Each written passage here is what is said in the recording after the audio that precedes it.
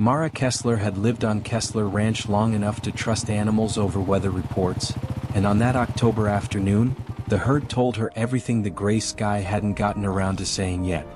They bunched low against the tree line an hour before the wind changed, tails to the north, heads down, moving with the particular tightness cattle only show when something bigger than cold is coming.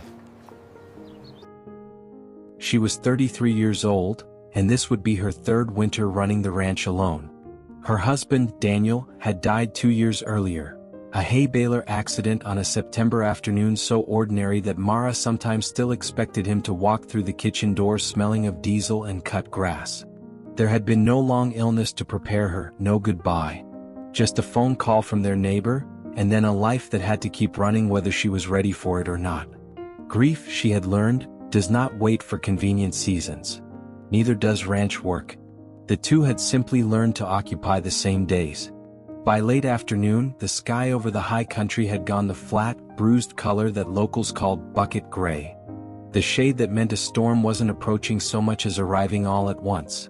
Mara brought the horses in first, then moved the cattle toward the lower pasture where the tree line broke the wind.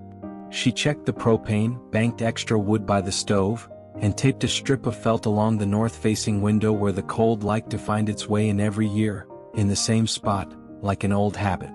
She was checking the latch on the equipment shed when the first snow hit, not falling exactly but arriving sideways, driven flat by wind that had picked up speed somewhere over the ridge and hadn't slowed down since.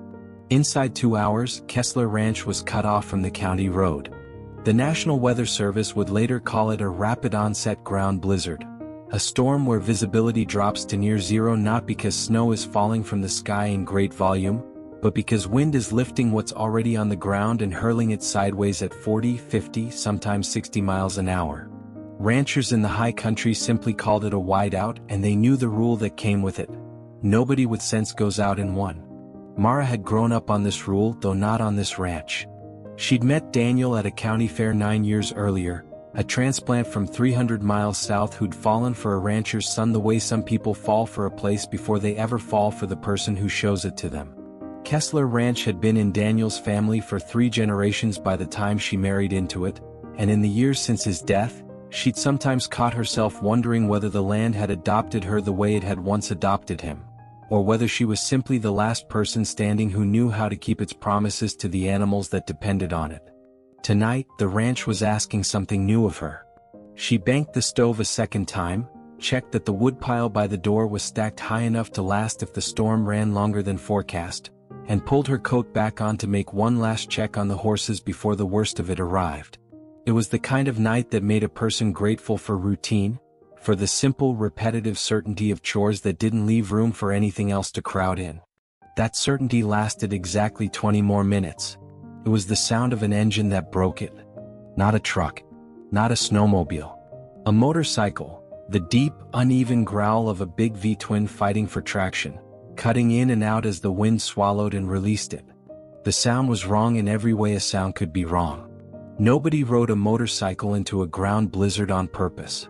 She grabbed the barn lantern from its hook, wound a scarf twice around her face, and pushed out into the wind before she'd fully decided to.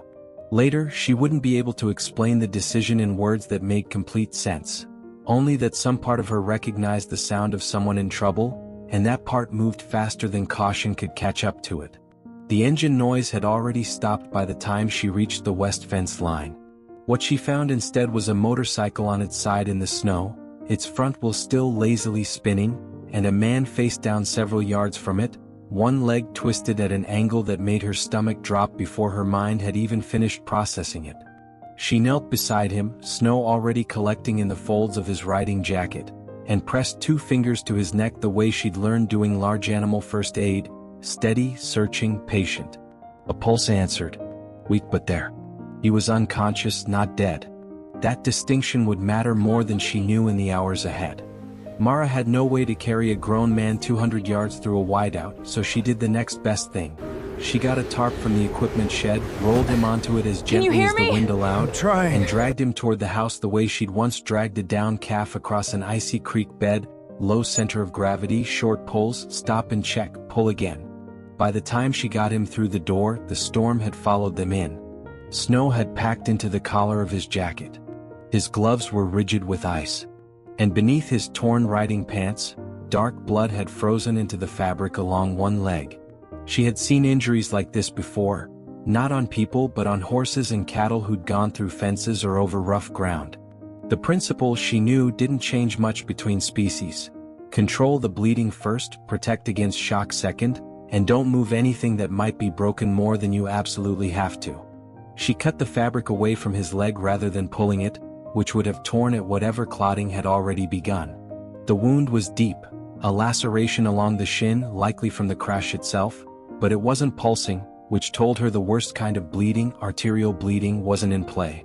That single fact bought her time to work carefully instead of desperately. She boiled water, let it cool to lukewarm, and washed the wound clean without digging into it, then pressed a folded cloth against it until the bleeding slowed to a seep. A second cloth, tied snug, held the dressing in place.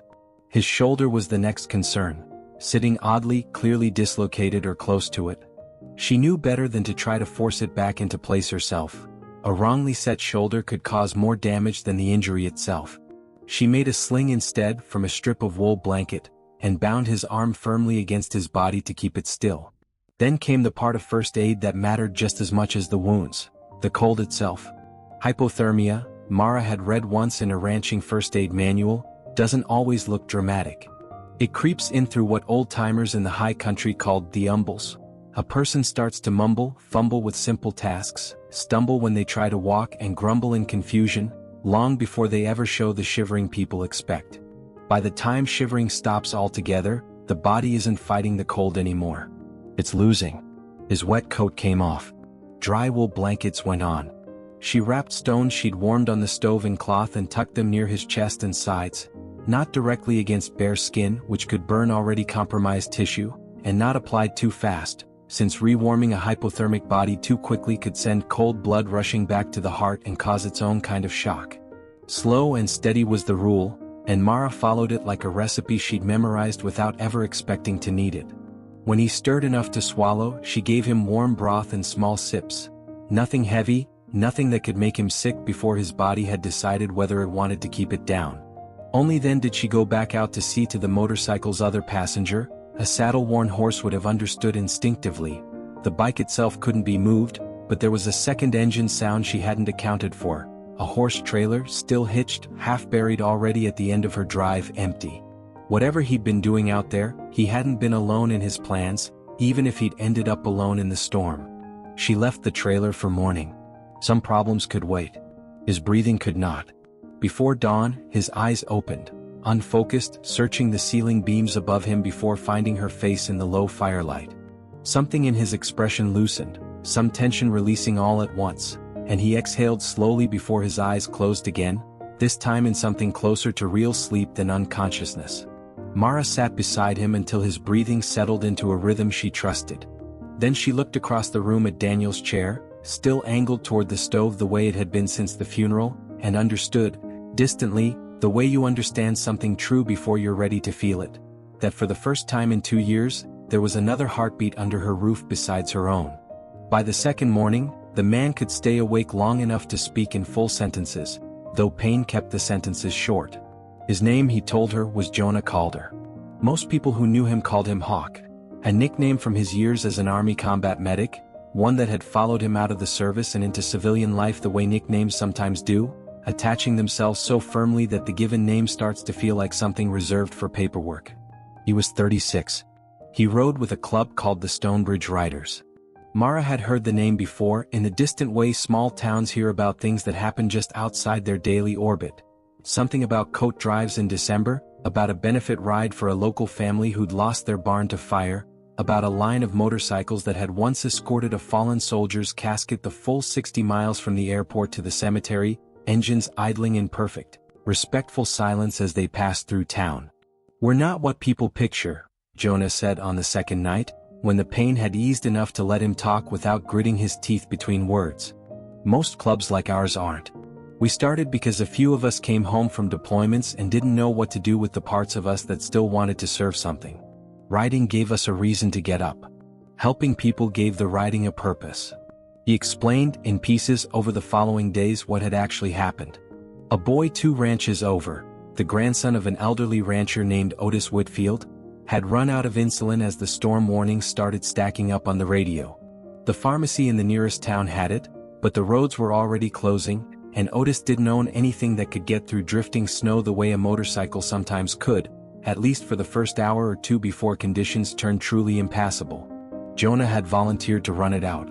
That was simply what the club did, not because anyone required it of him, but because the Stonebridge Riders had built their entire identity around a single unglamorous idea: showing up when showing up mattered. He'd delivered the insulin. He'd misjudged how fast the storm behind him was moving on the return trip. Black ice had taken care of the rest. "You could have died out there," Mara said on the third night, not as an accusation, just as a fact she needed to say out loud. "I know." He didn't try to make it sound braver than it was. "I made the call anyway. That's the job we signed up for, even the parts that don't have a paycheck attached." He told her when she asked how the Stonebridge Riders had started, not as a club looking for a cause, but as 5 friends who'd served together and come home to 5 very different kinds of silence. One had struggled to hold a job. Another hadn't left his house for the better part of a year. A third had lost a brother to an overdose 8 months after his discharge papers came through, and had ridden to the funeral alone because he hadn't known who else to call. "We didn't set out to build anything," Jonah said. "We just started riding together on weekends because it was the only thing that felt like it made sense. Somewhere in there, somebody's neighbor needed firewood split before winter, and we did it because we were already there with trucks and free hands. Somebody's kid needed a ride to a hospital 2 hours away for treatment, and one of us happened to have the day off. It just kept growing from things like that. Eventually we had a name, a patch, and a rule that mattered more than either one." "What's the rule?" "Show up. That's it. Doesn't matter if it's glamorous. Doesn't matter if anybody sees. You show up and you keep showing up until showing up is just who you are instead of something you decide to do." Mara turned that over for a while, listening to the wind still working at the windows. She had spent 2 years learning a version of the same rule from the opposite direction: showing up for a ranch that no longer had a second set of hands to share the weight with, because the alternative was letting something Daniel had built simply fall apart from neglect. She hadn't thought of it as belonging to any larger idea. She had simply thought of it as the only choice available to her. Hearing Jonah describe the same principle from inside a community of people who'd chosen it on purpose, rather than had it thrust on them by loss, gave her something she hadn't expected from a stranger recovering on her floor: the sense that stubborn, unglamorous loyalty wasn't just a private burden she was carrying alone. It was, apparently, a whole philosophy some people built their lives around. Mara didn't need many more questions to understand the rest of what the cabin already told him. One plate remained apart from the others in her cupboard. Daniel's saddle gathered dust in the barn, untouched. The ranch ledger showed a gap of several days in September 2 years back, before the entries resumed in a different, more careful handwriting than the one before it. He didn't ask about any of it. He simply noticed the way people who've learned to read a room without being told anything sometimes do, and he let her decide what she wanted to say and what she didn't. On the third evening, with his good arm, he reached toward a loose hinge on the wood box that had been squeaking for a year. He stopped himself before touching it. "May I?" Mara looked at the hinge, then at him. She nodded. He fixed it in under a minute, one-handed, and said nothing else about it. That night, she noticed, without deciding to notice, that she'd given him slightly more broth than the night before. The basin stayed closed beneath snow for the rest of that week, and Jonah's recovery moved forward in careful stages. His shoulder wouldn't bear weight yet, so he worked around it the way people raised to be useful tend to. With one hand he replaced a lantern hook that had been bent for months. He sanded the cracked edge of an axe handle that had been splintering into Mara's palm every time she used it. He fixed a harness buckle. He adjusted a door latch that had needed lifting to catch properly for as long as Mara could remember. None of it was dramatic. All of it mattered. Mara spent those same hours doing the unglamorous math of getting a ranch through winter, dividing the hay supply by the number of animals and the number of weeks left in the season, mending tack, watching the sky. They rarely spoke unless the work called for it, but the silence between them didn't carry the same weight the silence in the house usually did. It felt less like something missing and more like something two people were simply sharing. One evening, Jonah looked out toward the barn, half buried under drifted snow.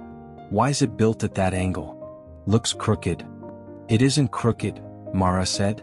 "My husband built it to follow the slope. The ridge behind us complicates the wind. It doesn't come straight across the basin the way people assume.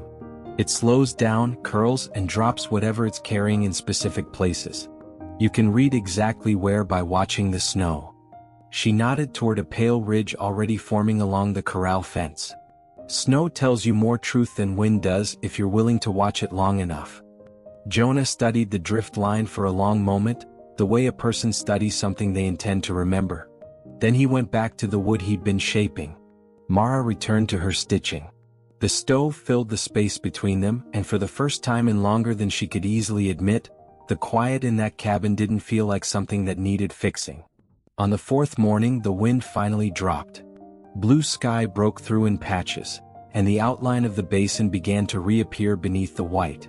Jonah tested his shoulder before breakfast, still painful but functional enough to hold a set of reins if it had to.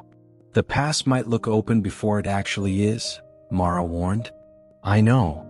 He had obligations waiting, a supply run he'd committed to, a brother in the club covering for him who couldn't cover forever. Mara understood that kind of duty.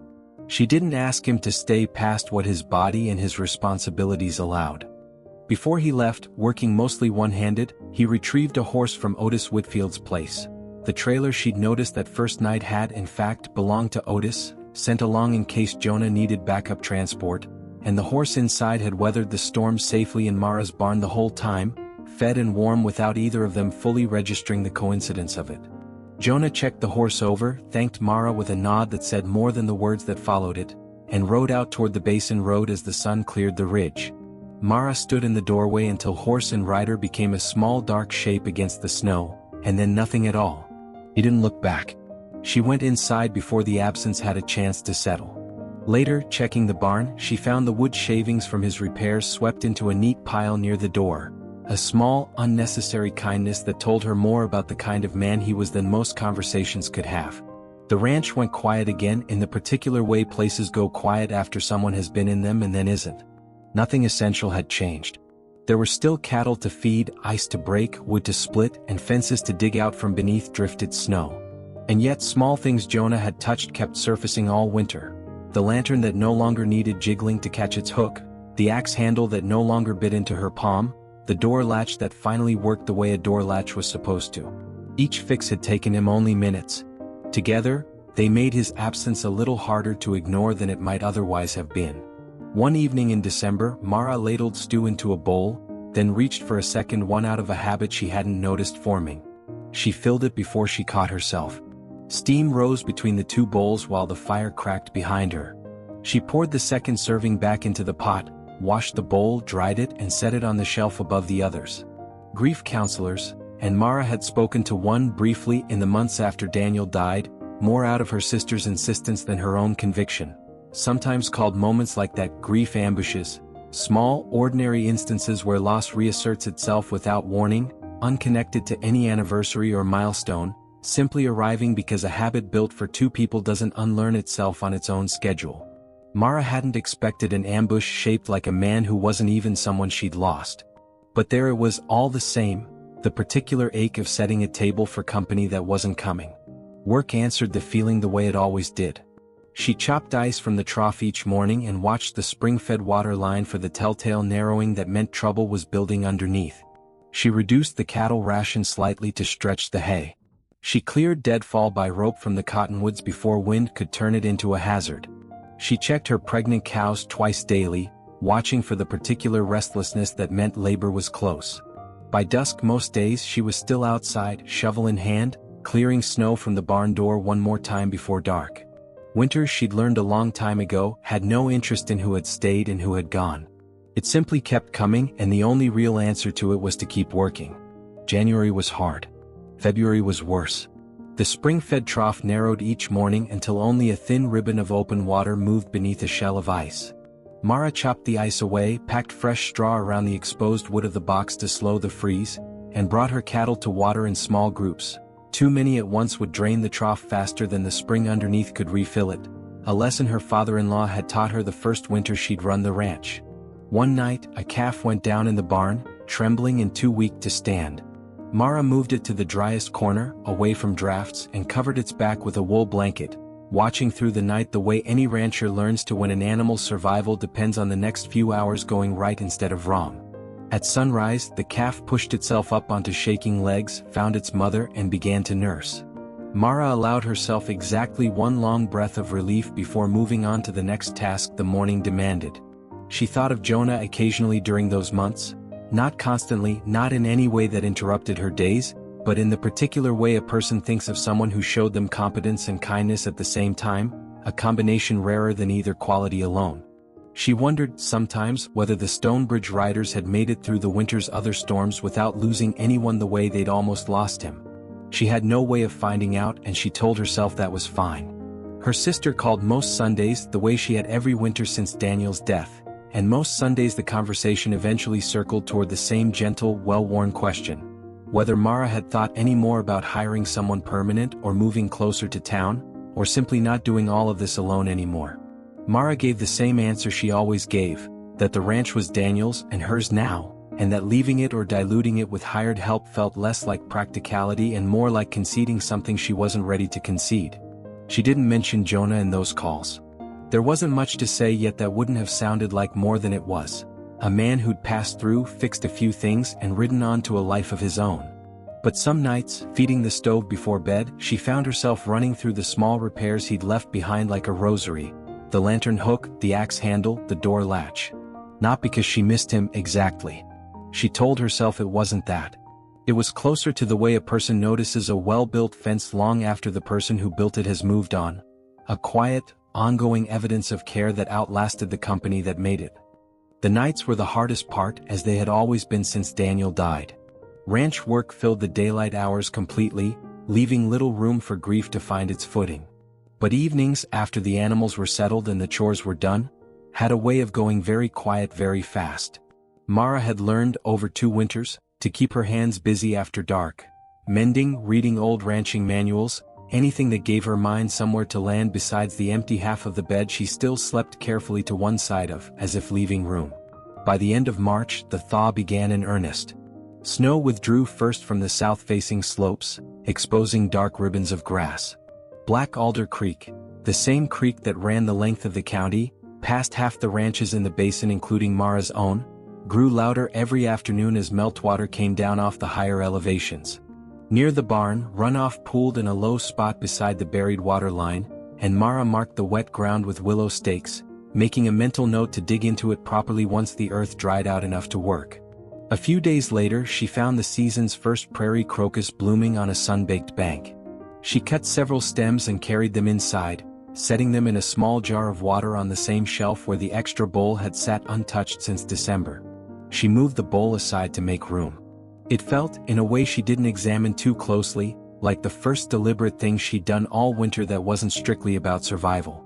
By early April, the basin road had cleared enough to see gravel through the last dirty patches of snow. Mara was outside the barn, working a leather strap with an awl, when she heard it. The same uneven growl of an engine she'd heard 6 months earlier, except this time it arrived under a clear sky, without wind trying to tear the sound apart before it reached her. She kept working, telling herself it could be anyone. Then a second engine joined the first and a third came behind it, slower, laboring under some kind of load. She set the awl down. The first shape to round the bend was a motorcycle she recognized immediately, even from a distance. Leaner now, in better repair than the wreck she remembered pulling out of the snow. Jonah rode it upright and easy, a different posture entirely from the man she'd dragged across her yard on a tarp. Sun and months of work had darkened his face. His shoulder, she could tell from the way he handled the bike, had healed completely.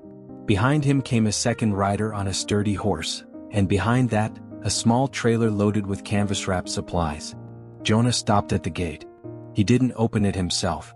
"The road cleared yesterday," he said. "You made good time," Mara answered, though it wasn't really a question about time at all, and they both seemed to know it. He glanced toward the barn, then back at her, and let the silence sit for a moment before he spoke again. "I've got a horse here, a good one, sound, well-trained for cattle work. She's yours if you want her. I can't pay for a horse like that. I'm not selling her. That makes it worse, Mara said and meant it. She had learned, over 2 years alone, exactly how dangerous it was to accept things she couldn't repay. Debts like that had a way of turning into obligations nobody had agreed to out loud. Jonah seemed to understand the objection better than she expected. He looked past her, at the barn with its new evidence of a hard winter survived. The north wall she'd shored up herself in February, the fence rails reset along the meadow, the whole worn but unbroken shape of a place that had gotten through on its own. The ranch wasn't waiting on me, he said. I know that. I'm not offering charity. I'm offering a trade if you'll hear it. I'm listening. I need a place to base out of for a while, close enough to the Fort Benton route for supply runs, far enough from town that I can actually get work done. I'll board the horse here myself, cover feed and any vet costs, and split whatever labor she can't cover with my own hands. Fence repair, barn work, whatever the season needs. In exchange, I need a room, meals, and enough trust that you'll tell me if I'm doing something wrong instead of just enduring it. Mara studied him for a long moment, not the offer itself but the shape of the man making it. This wasn't rescue repaying rescue. It was something more ordinary and, in its own way, more solid. An arrangement two capable people could actually measure, instead of a debt neither of them could ever properly close. And when the work evens out, she said, you'll tell me? I will. She walked to the gate and lifted the latch. The horse, the trailer and Jonah's motorcycle all came through it, one after another, onto Kessler Ranch. He stayed. They started with the most urgent repairs first. The north barn wall, the sagging equipment gate, a stretch of fence along the lower meadow that had been failing for longer than Mara wanted to admit. None of it transformed the ranch overnight. Each fix simply removed one problem from the list of things winter would otherwise use against them again. Working near the barn one afternoon, Jonah studied the northwest exposure with the particular attention of a man who'd spent one very bad night learning exactly how much damage wind could do. You need a windbreak here, he said.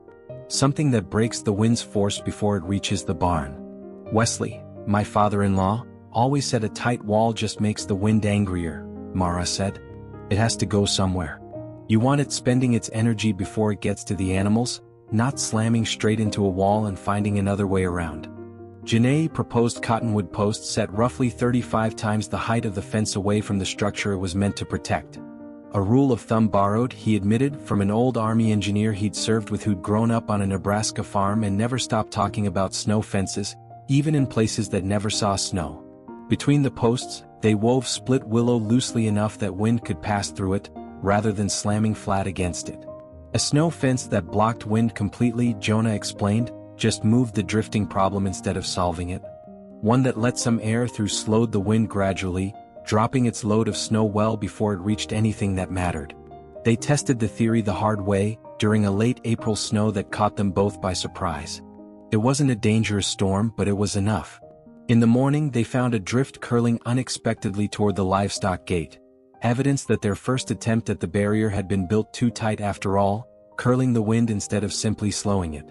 You're not actually trying to stop the wind, Jonah said, walking the length of the drift with new understanding. You can't stop it, Mara said. You just make it spend itself before it gets here. They adjusted the weave, opened it up further and extended the barrier's angle. By the time the true winter tests came the following year, it would hold exactly the way she'd predicted. Through the following months, the work built a rhythm of its own. Mara rode the meadow checking cattle while Jonah split fence posts. They repaired the water line's insulation together, fixed the calf corners drafts, and rebuilt the failing creek crossing stone by stone. Evenings sometimes found them on the porch, where Jonah talked about freight roads and stockyards and the strange half-nomadic life of a man who fixed things for a living, and Mara talked about where the creek flooded first and which slopes dried fastest and where the wind hit its worst tricks.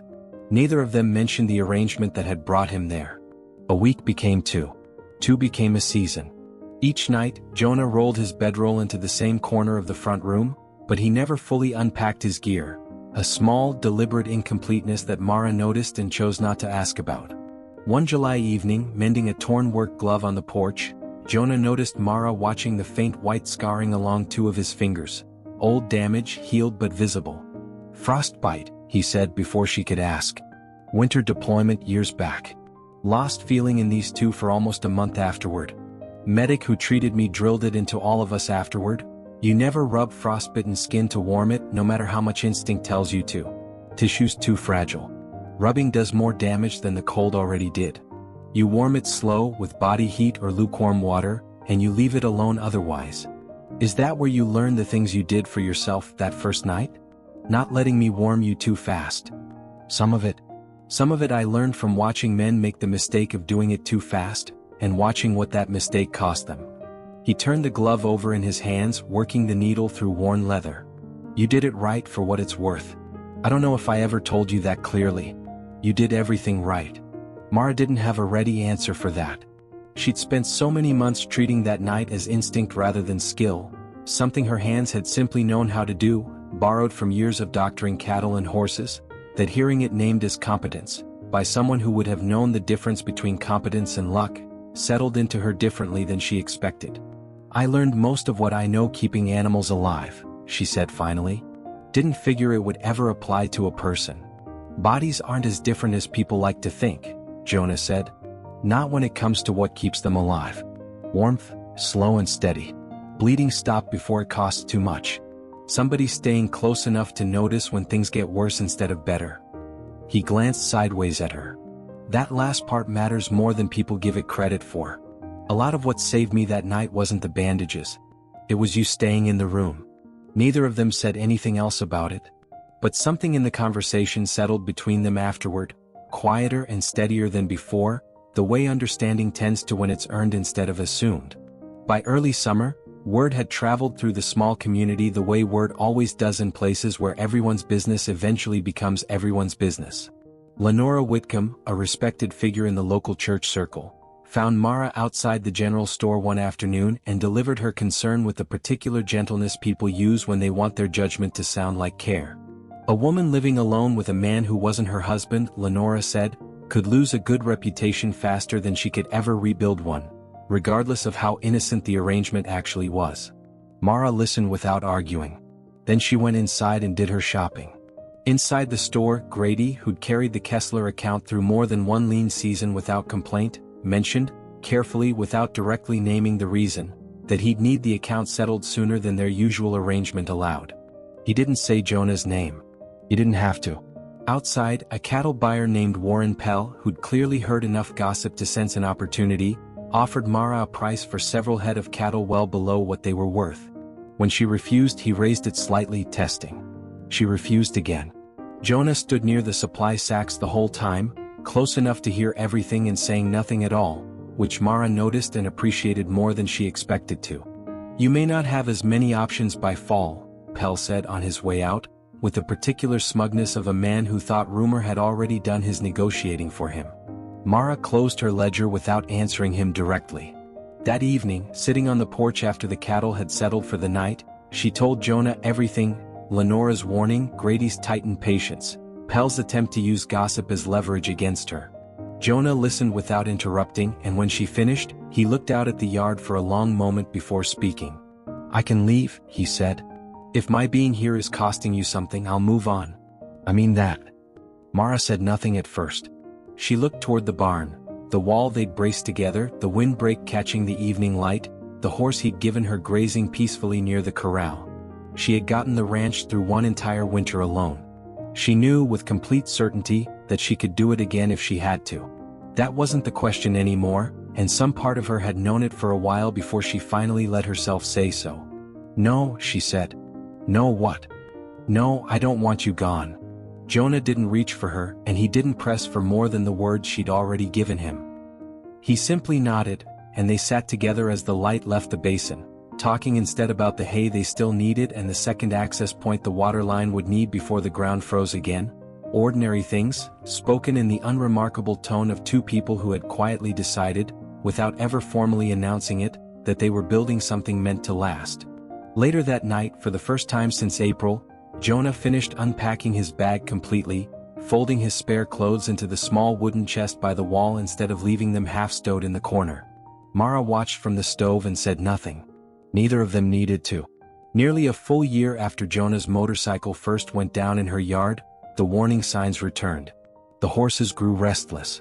The wind shifted north and refused to shift back. Ice along the creek thickened between morning and noon instead of over several days, the way it did every year right before the season's worst storm arrived. Mara and Jonah worked through the afternoon with the practiced efficiency of two people who'd learned each other's instincts over the better part of a year. They tightened the willow lashings on the windbreak, cleared both access points on the waterline, and moved the weakest calves behind the reed barrier they'd built together the previous spring. Before dark, they strung a rope between the cabin and the barn, the same simple safety measure ranchers in the high country had relied on for generations, back when a man could lose his way in a wideout only 100 feet from his own front door. The storm hit with the kind of force that made conversation impossible outdoors. A section of the windbreak snapped under the strain. Jonah reached for his coat. "I'll fix it," he said. "Leave it," Mara said, catching his arm as another gust shook the barn. "The rest is holding. We can't lose the water line that we can't wait on." They followed the rope to the conduit, where one access lid had frozen solid. Jonah worked a hatchet under its edge while Mara cleared packed snow from the outlet, and together they got water moving again, thin, slow but moving, which was all that mattered. Then near midnight something struck the outer gate. They followed the rope back out through blowing snow and found a horse standing exhausted at the fence line, head low, sides heaving, led by a man Mara recognized as Caleb Durant, a neighboring rancher who'd once laughed at the gaps in her windbreak and called it half a wall. His wife, Naomi, sagged in the saddle, barely conscious, wrapped in a snow-crusted coat that had clearly stopped doing its job hours earlier. Mara opened the gate without hesitation. There was no time for questions. They brought Naomi inside, wrapped her in dry wool, and warmed her slowly, the same careful, patient process Mara had once used on a stranger she'd found half-frozen in this same yard a year earlier. Caleb explained, once his hands had thought enough to speak clearly, that his own windbreak, a solid plank wall he'd built specifically because it blocked the wind completely, had done exactly what a solid wall does. It had stopped the wind outright and stopped the snow along with it, piling a drift so deep behind it that his own barn access had become impassable, cutting his cattle off from water at the exact moment they needed it most. He hadn't lost his herd. But he could no longer manage the crisis alone, and pride in that moment had mattered far less than survival. By morning, the storm had weakened enough for Caleb to walk the property with Jonah and Mara. He studied the open, passable ground beyond their windbreak, the same design he'd once mocked for leaving half the wind in it, and then walked the length of his own snowbound barn approach in silence. He said nothing at first. Then quietly, "Might be I owe you folks an apology and a lesson." "No apology needed," Mara said. "Just borrow the idea next time." Word of that night moved through the community faster than any gossip about a man staying in Mara's spare room ever had. By the following week, it wasn't unusual to see 2 or 3 Stonebridge riders, Jonah's actual club, the community he'd built his life around, showing up at neighboring ranches to help clear storm damage, check on elderly residents whose families lived too far away to reach them quickly, and haul emergency supplies to households the county plows hadn't gotten to yet. It was, in its own unglamorous way, exactly the kind of work Jonah had described that first week in Mara's cabin, showing up when showing up mattered without waiting to be asked twice. In the days after the storm, Mara watched that principle play out in ways she hadn't fully appreciated from the outside. A trio of riders arrived at the Whitfield place, the same Otis Whitfield whose grandson's insulin run had started this entire chain of events over a year earlier, to clear his access road before the county plow could get to it, simply because Jonah had mentioned in passing that Otis lived alone and had a bad hip that made shoveling dangerous for him. Nobody had asked them to go. Nobody had organized it beyond a phone call between 2 men who trusted each other's judgment about what needed doing. Naomi Durant, recovering at home under her own blankets a few days later, told Mara over coffee that she'd misjudged Jonah entirely when rumors first reached her about a strange man staying at Kessler Ranch. "I pictured trouble," she admitted. "Leather and noise and nothing behind it. I didn't picture somebody who'd dig my husband's cattle out of a snowbank at 2 in the morning without being asked twice." Mara thought about Lenora's warning and Grady's tightened ledger, and Pell's attempt to use gossip as leverage, and said nothing more than that people believed what was easiest to believe until something inconvenient forced them to look closer. Naomi didn't disagree. Winter didn't end with that storm. Fences still needed mending. Hay stayed tight until the thaw finally came for good. But something in the rhythm of the ranch had shifted permanently, in ways too small to name individually and too large to overlook altogether. Before the ground froze solid again the following autumn, Jonah brought in a small trailer load of lumber, stacking the boards beside the cabin and covering them against the weather. One morning, he stood at the east wall of the house, studying the ground beneath the window where morning light landed first. "I could set a sill here," he said, "when the ground thaws enough to dig proper footings." "A room then?" Mara asked. He paused, choosing the next words carefully. "If I'm going to build it, I'd rather build it as your husband than as your hired hand."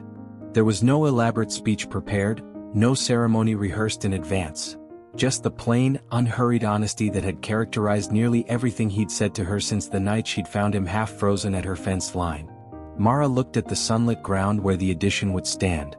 "Then you'd better square the foundation properly before you start anything else." They married quietly that spring, with a small local minister presiding and Caleb and Naomi Durant standing as witnesses. The same neighbors whose lives the windbreak and the community around it had helped save the previous winter. Weeks after the wedding, another storm crossed the basin, smaller than the ones that had defined the previous 2 winters, but familiar in its rhythm all the same. Mara banked the stove before bed and ran her fingers along the north-facing sill out of habit, checking for the cold draft that had lived there for as long as she could remember. 2 coats hung by the door now instead of 1. Jonah's riding gloves dried on a peg beneath the same rope they'd once strung between the house and barn during the worst of that first shared storm. Mara's hat rested on the peg above them. Outside, wind moved through the windbreak they'd built together, doing exactly what they designed it to do, losing its force gradually, spending itself before it ever reached anything that mattered. A year and a half earlier, that same wind had driven a badly injured stranger to her fence line on a night neither of them could have planned for. He had ridden away in spring because duty required it and ridden back because, in the end, he had chosen to. Jonah crossed the room and nudged a log closer to the hearth with his boot. Mara filled 1 mug with coffee, then, without pausing this time, filled a second.